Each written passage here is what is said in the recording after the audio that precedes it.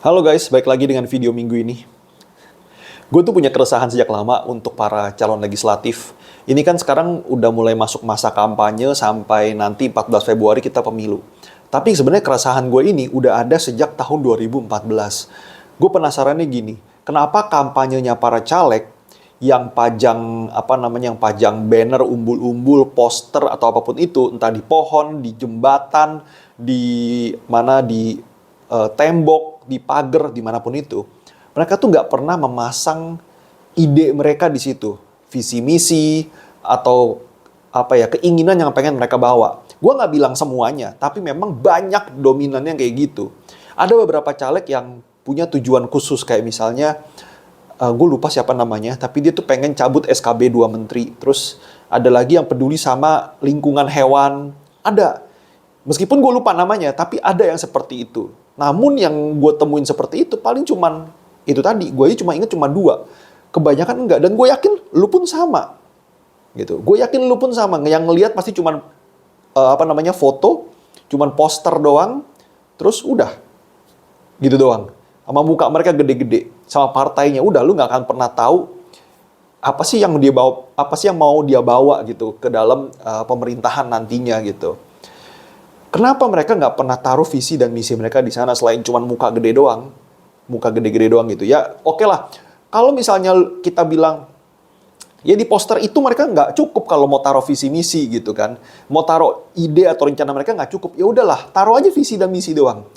Gue yakin kita bisa ngerti kok kalau misalnya ya mereka punya visi untuk membuat Indonesia lebih sehat dengan cara misinya, misalnya kasih aja misinya dengan ya kayak Pak Prabowo deh, dia kan misinya ada tuh, dia pengen bagi-bagiin susu sama bahan makanan pokok, itu kan udah jelas ya. Meskipun tentu turunannya pasti lebih detail lagi, tapi paling nggak udah jelas nih dia tuh maunya ngapain gitu. Tapi para caleg ini tuh enggak, dan gue tuh penasaran kenapa enggak gitu. Dan ini sebenarnya bukan pertama kali terjadi, tapi udah kayak gue bilang dari tahun 2014, yang artinya sampai tahun ini kita tuh udah melalui 3 kali pemilu. Oke?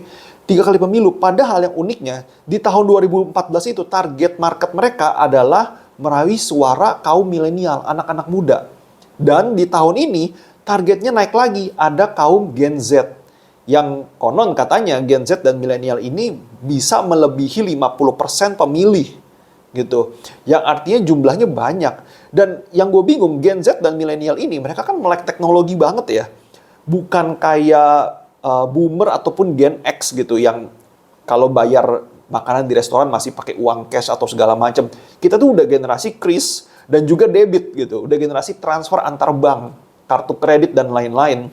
Padahal kalau misalnya mereka bilang, oh ini ruangnya kecil, kita taruh poster, banner nggak cukup nih kalau misalnya harus taruh visi misi ataupun rencana gede-gede di situ kayaknya nggak cukup. Ya udah, taruh aja short link atau website gitu.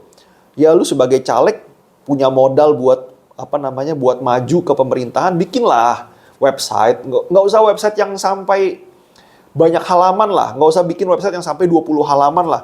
Lu cukup bikin mini site aja lah yang isinya cuman 5 halaman, yang mungkin lu pengen janjiin 5 ini kepada daerah pilihan lu. Udah itu doang. Kan kalau lu DPRD kan daerah pilihannya kecil kan, maksudnya paling cuman Jakarta Utara, Jakarta Barat nih kalau lu tinggal di Jakarta. Sama Kepulauan Seribu gitu, artinya lu nggak punya banyak daerah yang untuk lu kelola, bukan kayak DPR RI nih, yang lu bisa kelola banyak wilayah. Ini kan cuman DPRD, misalnya kayak gitu ya. Lu bisa lakukan itu, kenapa nggak lu lakukan ya gitu. Gue jadi mikir, mungkin orang malas gitu. Kalau lu kasih short link atau kasih QR code, short link deh, QR code susah, karena misalnya orang sambil nyetir motor, sambil nyetir mobil, gimana dia harus berhenti dulu, bahaya kan. Short link deh, kalau lu kasih dia short link atau website, dia bisa buka itu nanti di rumah, atau di tempat tujuan gitu kan.